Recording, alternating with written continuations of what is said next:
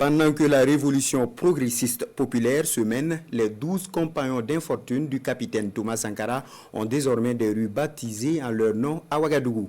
Le dévoilement des plaques de 3 d'entre eux a eu lieu ce matin en présence des différentes familles de la municipalité et autres.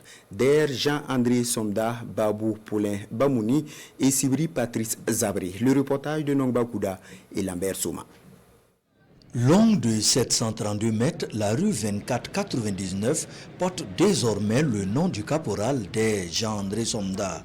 Le chauffeur du capitaine Thomas Sankara est immortalisé à travers cette rue qui porte son nom à la Patte d'Oie au secteur 24 de l'arrondissement 5 de Ouagadougou.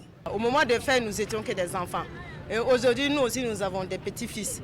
Vraiment, aujourd'hui, ce que tous les gens disaient, que ça n'allait pas se passer, aujourd'hui est réel avec le président du PASO. Nous sommes très très reconnaissants avec le président. Et nous sommes vraiment, les mots me manquent, sinon vraiment merci. Considéré comme l'un des idéologues de la révolution d'août 83, le nom de Babou Bamouni est associé à une avenue au secteur 23 de l'arrondissement 5. Située aux 1200 logements, elle est baptisée du nom de celui qui était jusqu'à son assassinat directeur de la presse présidentielle.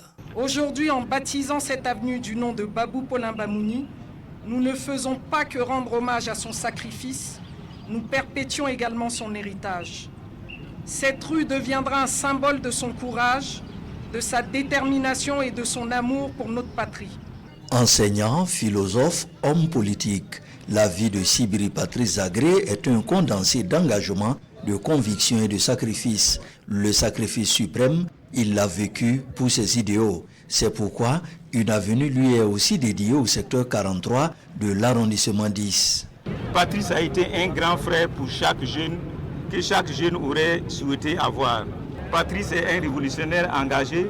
Il restera à jamais pour ses étudiants, ses camarades de lutte syndicale et politique, un leader intégré, un vrai serviteur dévoué des intérêts du peuple. Pour les initiateurs de ces baptêmes de rue et avenues, il s'agit de perpétuer la mémoire de ces Burkinabés qui ont payé le prix fort de la lutte contre le colonialisme et l'impérialisme. Ce geste va dans le sens de la reconnaissance et de l'apaisement des cœurs. C'est un événement très spécial, un événement qu'il faille vraiment célébrer et qui répond vraiment à une logique de faire entrer ces illustres dans le panthéon de l'histoire politique du Burkina Faso.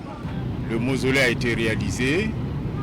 Thomas Sankara s'y trouve avec nos compagnons qui sont décédés avec lui ce jour-là.